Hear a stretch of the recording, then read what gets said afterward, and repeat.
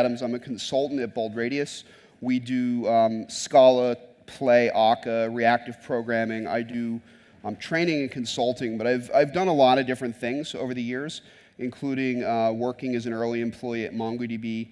I worked at TypeSafe for a while. I've built financial systems, and recently I was at Netflix as well. And part of this talk is about some of the things that I learned about at Netflix about building good systems. And so I want to talk, there's not going to be code in this talk. It's not going to be, you have to understand advanced mathematics. The idea here is to talk about how to build good software. And so there are some things that we can understand. So we're talking about building beautiful APIs and microservices, small programs that let us do what we need to do. So the first thing that I want to say is that beauty is in the eye of the beholder. How we understand what's beautiful and what's not beautiful is different for each of us, and that's wonderful. But, wrong button. You can't always put lipstick on a pig and expect it to be beautiful. There's only so much that we can do to software to make it good when it starts out bad. And so beautiful APIs should speak for themselves, and really any program that's beautiful should speak for itself. It should make an effort at presenting a good face. One of the things is, are your code and API hard to understand for you? If you look at your software and can't understand it, do you think that someone who's using it outside is going to understand it also? And so it's really important that we build things that make sense to us if we expect them to make sense to others. And if your API is monolithic and slow, it's going to be a lot harder to work with than something that's small and fast moving. When we move fast, we're able to make changes and adapt very quickly. When we're slow and monolithic, and we see an iceberg coming, we may not be able to turn out of the way in time. And is it well documented? This is a really important question because as programmers, this seems to be the part that we all fail at most frequently, is we really want to write code. We want to write software. And sometimes the whole, now I've got to spend a week writing documents about what I've done is kind of boring. But it's really important to what we do so that other people can understand things. And most importantly, when you write code that people can't understand and you don't document it, you can't really take a holiday because people are going to call you and ask you why things are broken. So think of it as making your life better when you document your code well. And then finally, smaller is often better. If we build code with lots of small services instead of one big service, then we can make changes in one place without breaking other places. I have worked on lots of different systems over the last 17 or 18 years, and many of those systems had one big giant code base where somebody changed a very tiny piece and broke the whole thing because they didn't understand where everything was connected. And so if we build very small things and connect them separately, then changes are isolated and we have a lot less risk of failure.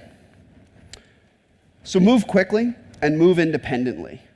If you have a large team with many different products, then having a bunch of small teams working on individual pieces and moving quickly can really help to improve the way that we do things.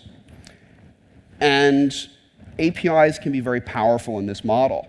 So APIs are not just for working with someone outside your company. APIs can be something that you present to the inside of your company, building middleware or building things that people can work with in order to understand what's going on. And API can feed a UI. The system that I worked on at Netflix most recently had an AngularJS web front. So this was what the customers saw and what the customers interacted with. And that AngularJS application called APIs written in Scala on our back-end server. And so everything was API, but the customers never saw that API. An API can feed data services. So you may have another division within your company that does big data or does Hadoop data processing or some other kind of analytics. And an API means that they get the data the way you want them to, rather than connecting to your database and making a mess. And so now when you make changes to your database schema, you don't have to worry about whether you break everyone else who's connecting to your database. You control the access.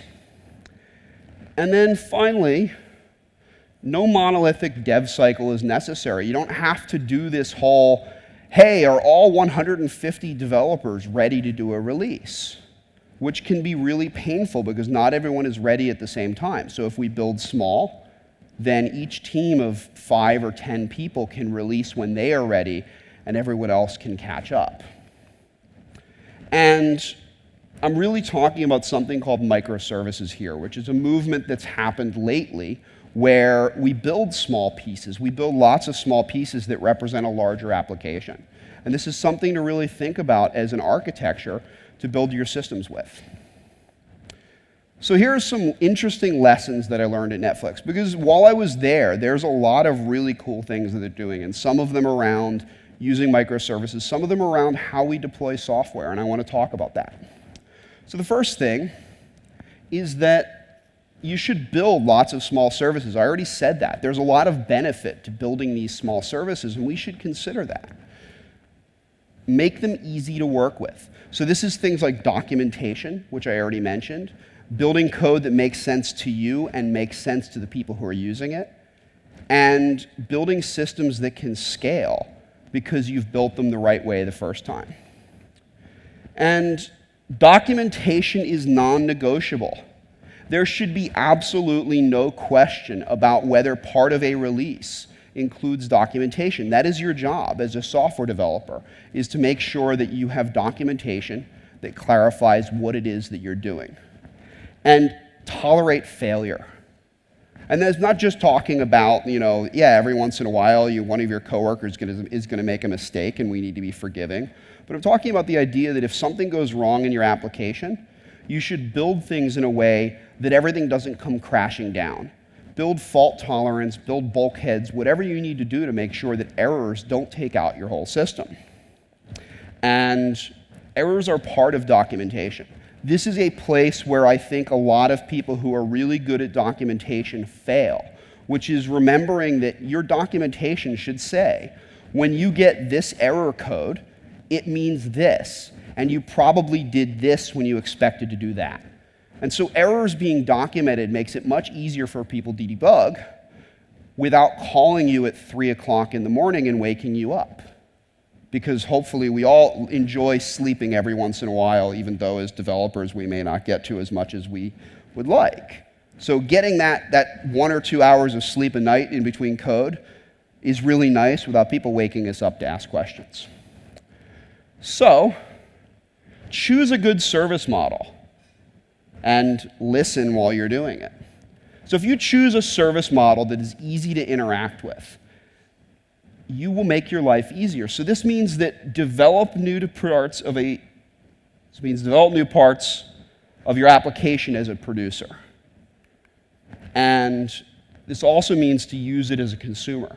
So what I mean is that the parts that you're pushing out are producing information for people to read, but you should also think of things as a consumer. You need to think in terms of what does this look like to the person that is using my application, not just what does it look like to me when I'm writing it. Because if it's not usable, and I know this is a conference that's not just about programming, but is about design and other things. And as designers, for those of you in the room who are designers, making sense and making sense to someone other than you is a really important part of getting your message across.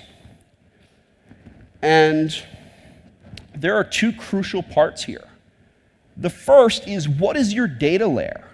Because that's important. Are you using something that makes sense to other people, scales well, and performs well? Because sometimes JSON is not the best option because it can be very expensive in a program to read JSON and write JSON. So sometimes that's not the most efficient, but you need to pick something and stick with it. Figure out what works well for the people who are using your program. Smoke signals may be the right answer too. Your development framework is the other crucial part. you need to pick something. You need to pick the tool that you're going to build things in because you're going to be stuck with it for a long time. We very rarely get to rewrite a system from scratch because we read about some cool new thing on Hacker News. We might say we're going to rewrite something in that cool new thing we saw on Hacker News, and our boss is going to assume that we are crazy or some other problem. So usually we're stuck with what we pick. So do the research and pick the right thing to begin with. Understand what your future needs are going to be, not just what my needs are today. And you need to build fast, and you need to build often. And by this, what I really mean is building, actually doing a software release. And so continuous integration matters. For those of you not familiar with continuous integration, this is a system where everything is built every time you check code into your source code repository. So checking code into a source code repository triggers a continuous integration system like Jenkins or Travis CI that tells you whether your tests passed or not, so that you know immediately whether your colleague or you have checked in broken code, so that you don't find out during the release that the tests are failing. So every time you make changes, your code is tested. This, of course, means that you have to have good tests. My caveat: continuous integration system is only as good as the tests that are used by that continuous integration system. Without good tests, you're going to get nowhere. And so you should consider property-based testing. This is a newer thing. Obviously, ScalaCheck and QuickCheck are two examples that are Haskell and Scala specific. But the idea with property-based testing is that we say this function takes a string that can be between 5 characters and 10 characters. And property-based testing will generate lots and lots of random input to see what breaks your program. So this can be really, really powerful because it means we don't have to write millions of tests by hand. And so it's something to really think about as a better way of doing your testing. Check-ins should trigger CI builds. I mean, this is something I mentioned. This is a crucial part of continuous integration, is that when you check code in, your continuous integration system is triggered in builds. And only CI should have commit permissions to master. This was something my team at Netflix did, which was really important. You know, master is that main branch in your Git repository or Subversion or whatever else. So the way that things were set up for us was that the developers checked into dev, the continuous integration system built that code. If the tests passed, it merged into master. And master is what goes to production, so that a developer cannot check into master. A developer can check in code that if it tests, goes where it needs to be. Now, these rules will help lead to continuous deployment. So this is the other side of the coin with continuous integration, is this ability to constantly push new code out when new code is ready.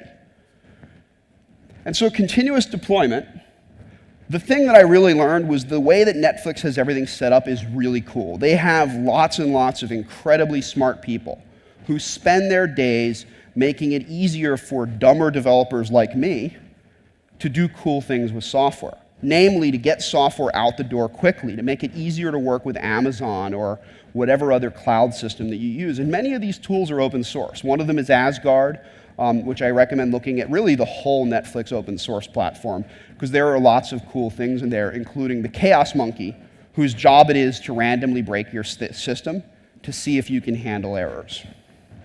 Now, successful CI builds in the Netflix model trigger the baking of a cloud image. So the Netflix integration team, or the systems team, says, here is a base image with Ubuntu such and such version, and Java, and the version of Tomcat that you need, basically everything you need to run a Netflix application. And your code is baked onto that image and turned into an actual Amazon image that can be deployed as its own server. And so this is the idea of continuous deployment, is that your code turns into a machine image that we then can roll out into the cloud. And this new image is automatically placed in staging. This was a really interesting thing for me, is that as soon as a code test passes, we ultimately roll this code into staging so that we immediately can see the results and the effects. but the last version of staging is preserved, so I can roll back with one click. So deployed servers are tagged with a continuous integration build number. What this means is that I can see when I look at the console that build number 1706 is what is in staging right now. And I can look at CI to see what changes went into that. So this is really important. We keep track of what pieces fed into our system. And it's one click to promote staging to production. So that what we do here is when we are sure that staging works, in the Netflix model, you can push one button and everything will move up to the production environment. Again, with a backup of the last version, with a version number tagged, so I can roll back really quickly if I need to. But there's also this machine image, this Amazon image that I could roll out new servers with that code if I'm sure that it works. And finally, it's like I said, it's one click to roll back to the prior version. This was a big revelation for me, is a model in which it's incredibly easy to make changes that break and then fix it really quickly before anybody notices. Because we all make a mistake once in a while, and we need to be able to mitigate those changes. And so documentation, I mentioned this, is really non-negotiable. There should be no question about whether, as developers, we write documentation. An API that isn't documented is not an API. It's a bunch of random functions that nobody understands. You may not even understand it. I have written plenty of code where I've come back to it after a vacation, or I've come back to it after not touching it for a year, that doesn't make sense. And the lesson that I learned from this is that I need to write more comments. I need to write wiki documents and other things to remind myself what I was thinking. I saw a tweet recently that said something like, have you ever wanted a job where you travel back in time to fight a younger version of yourself? Software development might be the career for you. And this is part of what we do, is that we go back and we fight a younger version of ourselves and those mistakes. And so if we document things, not only is it easier for people who use our code, it's easier for us because we're using the code as well. So in an ideal world, your code is self-documenting. You have lots of comments. You have a system that can generate documentation from that code. There are things like JavaDoc and ScalaDoc, and PHP has a system, and Python has a system. Many languages have systems that can turn your comments into a documentation file that someone can read to understand what you've done. At Netflix, on my team, we used something called Swagger, which you annotate, you make markings along your code that says what it does with the API, and it generates beautiful documentation that, like, JavaScript developers and other people can work with and understand what you're doing. And so you describe API endpoints as part of code. Documentation is generated basically automatically. This is part of the deployment process, is there's a documentation endpoint that is always up to date with what the code looks like. And it's easy to generate client libraries. So for Swagger, there is a whole bunch of software that the Swagger team has made available that if you're using Python, you can connect it to a Swagger documentation file, and it will generate a whole Python program that knows how to interact with that API. So it can be really, really easy for you to quickly prototype using someone else's API when Swagger is in the picture. And I don't know how many languages there's support for. I've seen Swagger client libraries for many, many languages. And I'll bet that you will find just about any language out there has a client library for Swagger that can generate code. Now, this is a very brief glance at what Swagger looks like from their documentation. This is an example of a pet store. Those of you who've done lots of Java probably remember that for a long time, the Java Enterprise demos were building a pet store. So that's sort of what Swagger's doing here. And there are a bunch of pieces on this here. I don't know how easy it is to read from the back, but each color represents a type of REST call. So green is post, orange is put, blue is get, and red is delete. And so it describes what the URL is, what it does, and some other information as well as what type it is. Now, if I click in here, I now see that the /pet post adds a new pet to the store. And I get told that the data model looks like this. Pet is an object with an ID, a category, the type of item, whether it's optional or required. I can click to have that dropped into the body. And so I can actually fill in a body and test my API right from the documentation. It's a really cool tool, and it's an example of building documentation that makes it easier to be a programmer and make the people who use your code happier. So we also need to tolerate failure, which means not ignoring the fire on your desk and continuing to code, although that's a lot of what we do as programmers too. Along with juggling flaming knives while we do it. So tolerating failure in a microservice environment is crucial. It's really important that we are capable of handling when things go wrong. And small independent pieces of an application means that one thing failing doesn't take your whole system down. Any of you who've seen things like Erlang or Akka know that there's a programming model there that isolates failure in a way that basically says let things crash when they go wrong, but don't let them take your whole system down. And it's sort of the same thing. The word is isolation. We isolate failure so that it doesn't affect the rest of our system, which means that we have to think about what can go wrong and handle that effectively.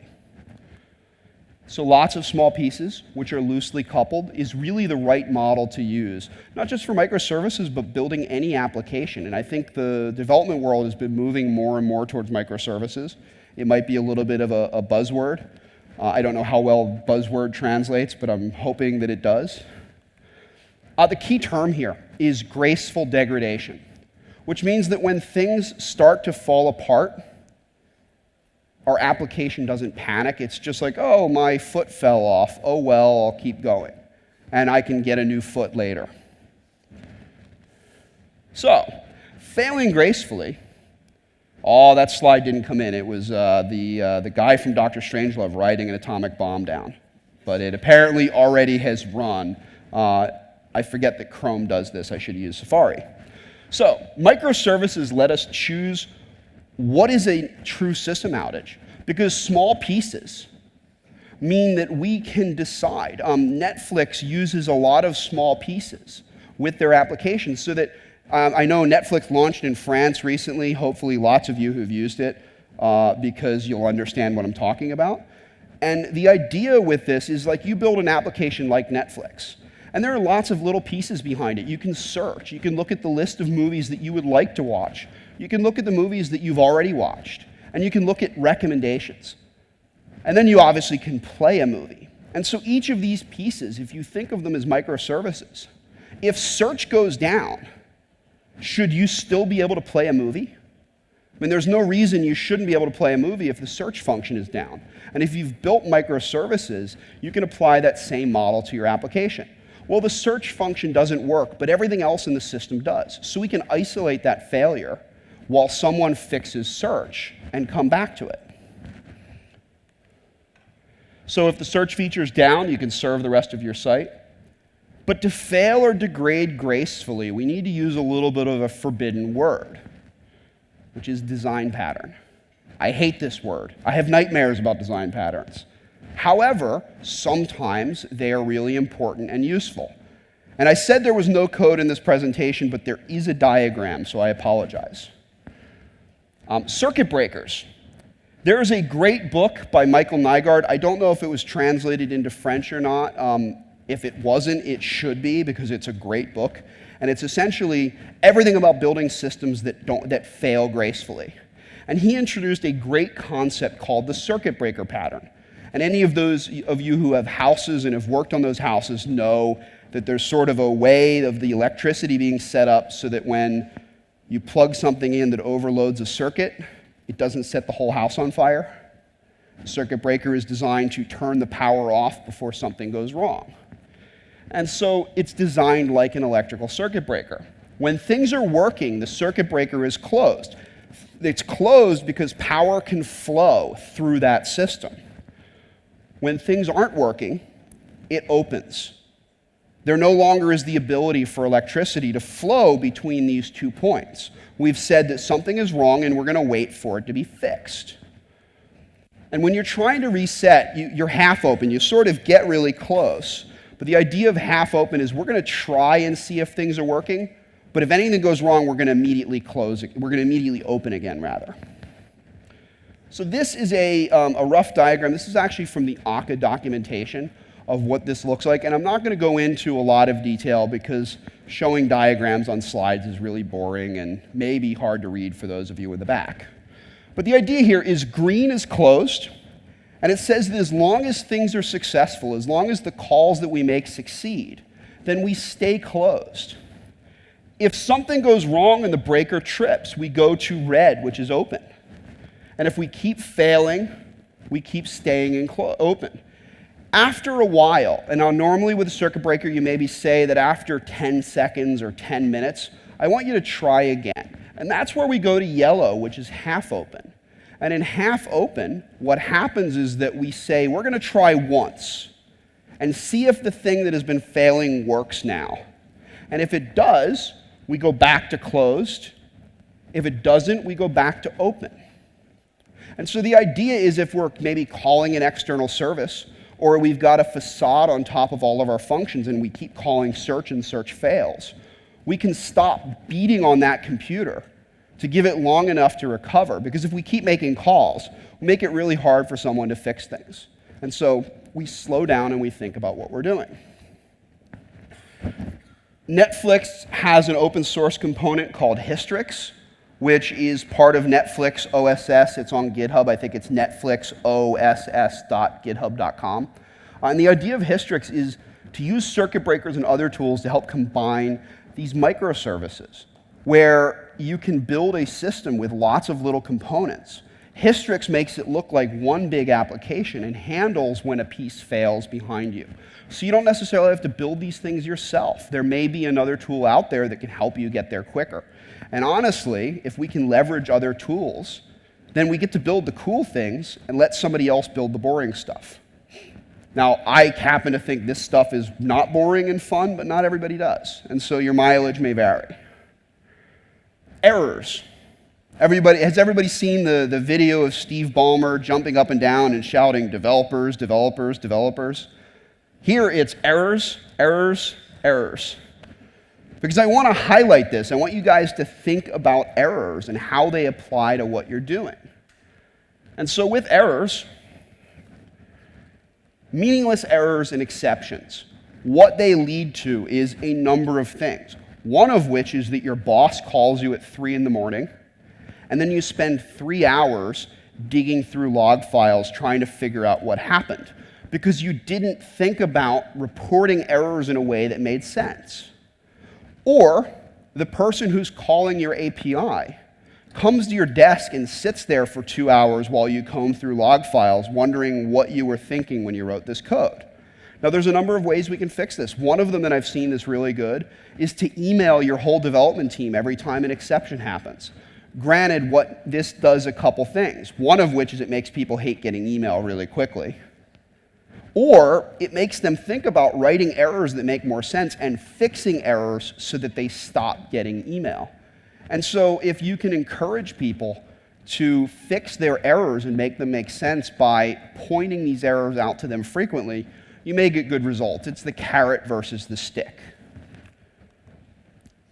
Nothing is quite as bad as spending long hours digging through log files, especially if you have 6 or 7 or 60 servers.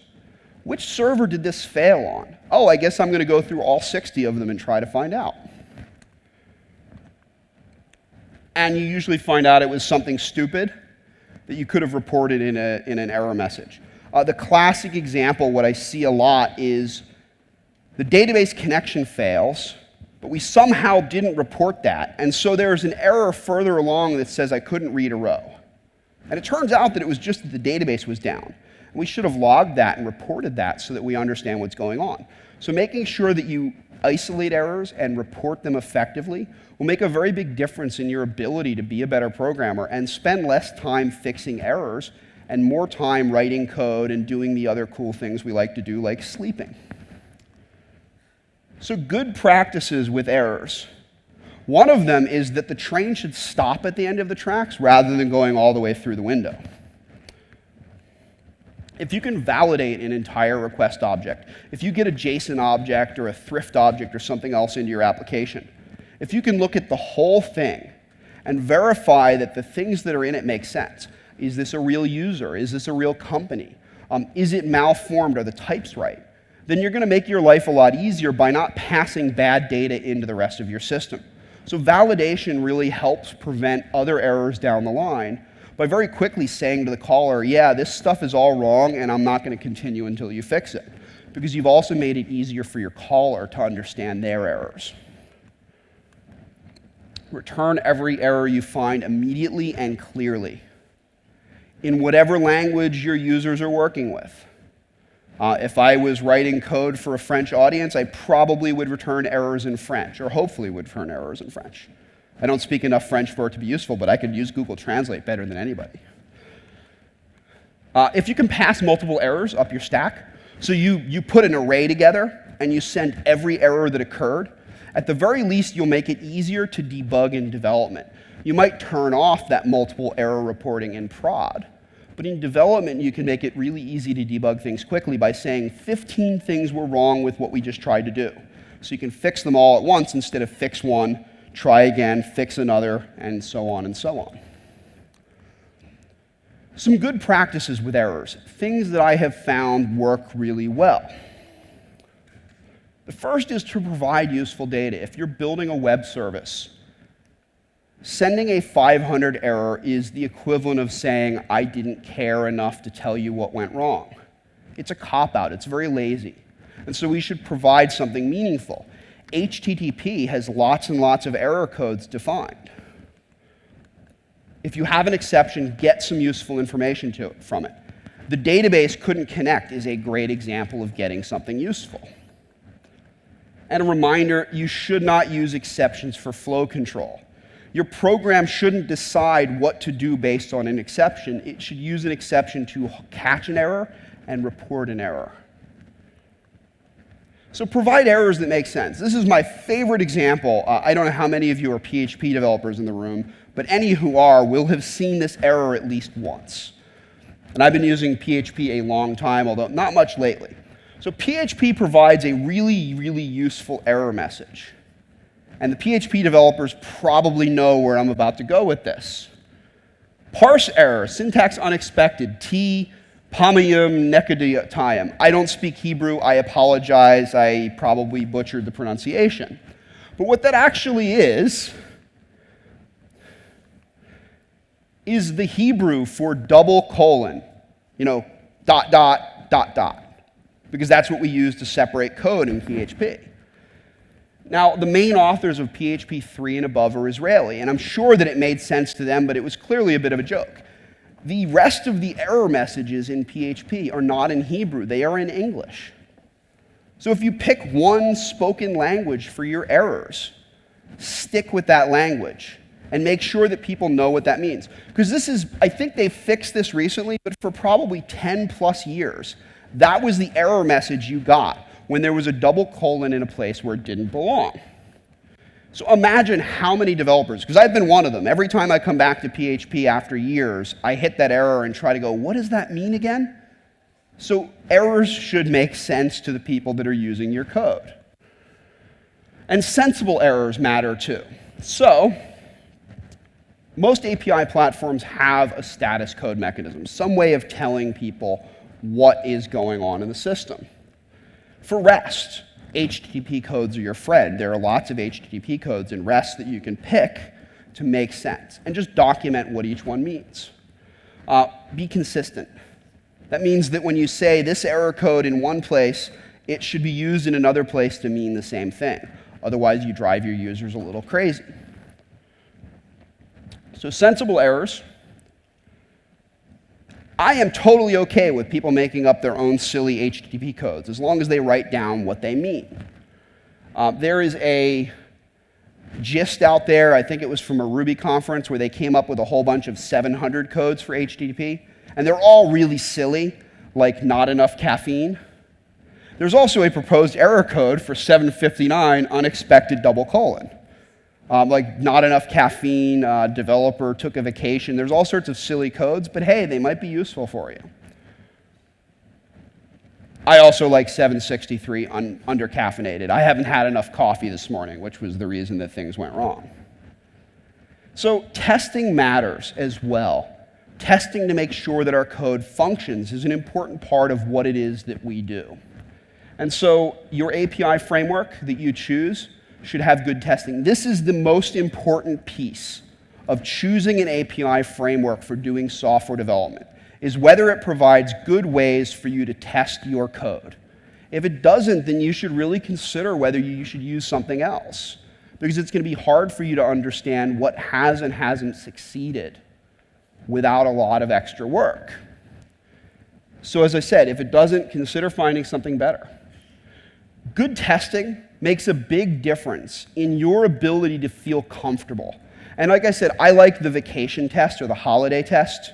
Can I go away to a tropical island with no internet connection for 2 weeks and not come back to people having set my desk on fire? Tests tell me that I can go on holiday and things are working pretty well, that the code that I've written makes sense. So you should write positive tests. When I do this, does it do something successful like it should? You should also write negative tests. This is something I find a lot of developers miss. We know that if you pass a bad object, that this exception will be thrown or this error code will be returned. But we often fail to write tests that verify that. Scala has some really great test frameworks that make it easy. So I actually found recently that Scala test has a way of saying this code should not compile, so you can give it a bad block of code, and the test will tell you it doesn't compile. This is the kind of negative test, making sure that when things are supposed to go wrong, that they go wrong, means that you know that your documentation about errors is correct. And service level tests, not just unit tests, but if I call this through HTTP with JSON, does it work the way it should? This also helps understand that your users get code that really works for them. And helper level tests. So these are your backend objects, the things that go to the database. Make sure that those work as well. And, sorry, I'm trying to get the remote to work here. Parser tests. When you parse JSON, when you parse thrift, whatever else, you should have code that does nothing but make sure that JSON can be turned into objects that are used within your system. Because without those, you'd be surprised at the number of bugs that you miss. Regression tests. A system that I really like that I've used over the last couple of years, I fell into it when I was at MongoDB writing the Scala driver, is that when somebody reports a bug, I write a test that reproduces the bug. So I write a test that says, when I do this, this happens. And I put the bug number in the description of the test. So that when I fix it, if it regresses, if it fails again, I know exactly what bug I fixed it in, and I can go back and fix it quickly. So regression tests are really important, knowing that once you fix something, it stays fixed. Voight comp tests are really important as well. If you've seen Blade Runner, that's a Voight comp test. It tells you whether you're an Android or not. Really important, you should understand this question before you go to work. Or one test, two tests, red test, blue test. Lots of tests of different kind matter. You can't just have one kind of test and expect to be successful. And never trust a test that you haven't seen fail, because if you haven't, it's a trap.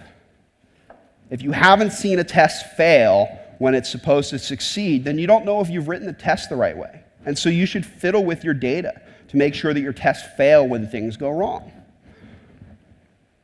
So that is actually all that I have. We've got a couple minutes left. If there are questions, I don't know how easy, I can't see out very well with the lights.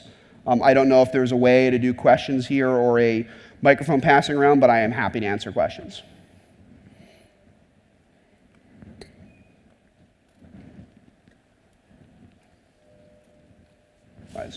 Oh. Yes, in the front there in red.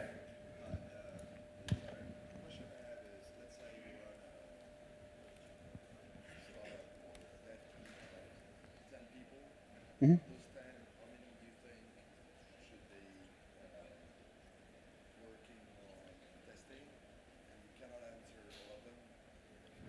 So the question is, if you have a team of, say, 10 people, how many of them should work on testing?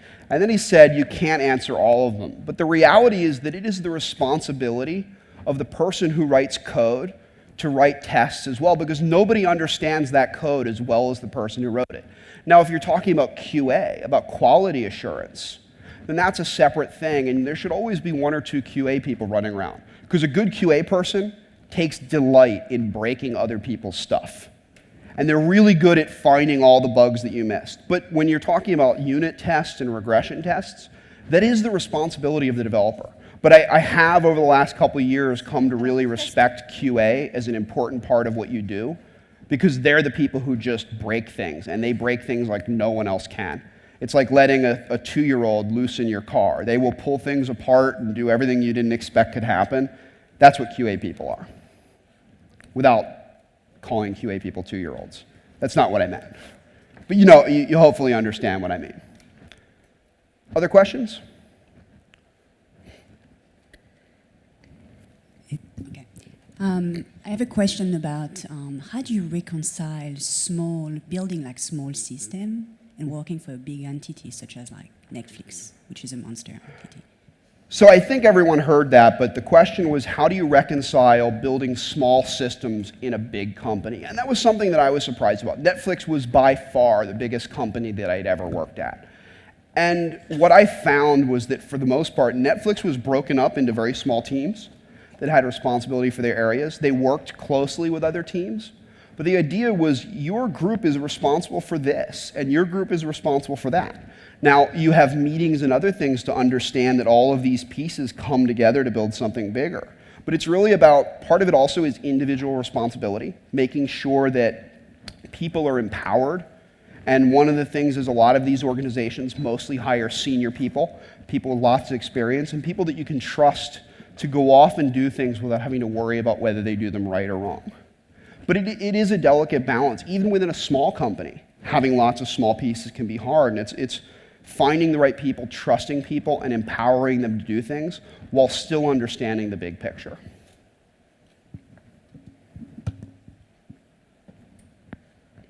Anyone else?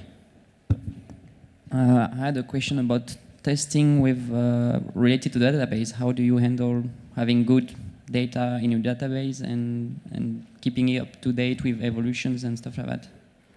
So you're talking really about testing with, like, providing test data, keeping your database up to date and evolving the database. So I think there's a couple questions there. I mean, generating test data is probably the hardest problem.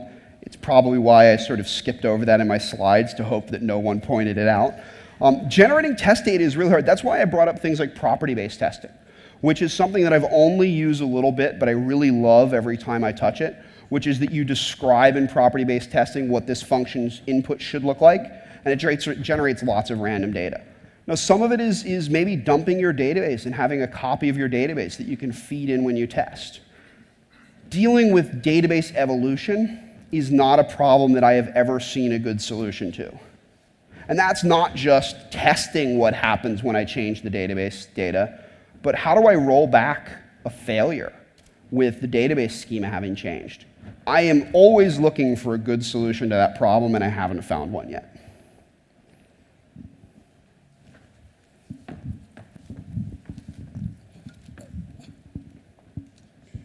I'm curious to know what do you think about monkey testing, like Amazon can do it. I mean, they build a process that goes on their site and do silly things everywhere and trying to break the system. So you mean, you're talking about like Chaos Monkey? Yeah. Yeah. So the question, to repeat for the camera more than anything else, which is a habit that I've gotten in, is what do I think about monkey testing? About essentially things that run around breaking stuff. I think it's a fantastic idea. And I saw that a lot when I was at Netflix. I mean, they have these chaos monkeys who run around the servers and randomly shut things down and delete files and kill things and other things. And the idea there is to force you as a developer to think about resiliency. Can I handle failure? And you test that by having things randomly happen. There's a lot of the monkey stuff from Netflix is open source, as I believe called the Simian Army. And there's other things like shutting down entire data centers, simulating network failures, and all of these other things. I think they're fantastic. I think that you can't just roll them out in any application and expect them to work. You have to plan for these things. But once you do, it's the only way I know of to tell me if my system really works the way I expect it to when things go really, really wrong. And there's nothing better than random programs for breaking things randomly. Any other questions? All right, well, thank you all very much for your time and inviting me to your lovely city. Thank you.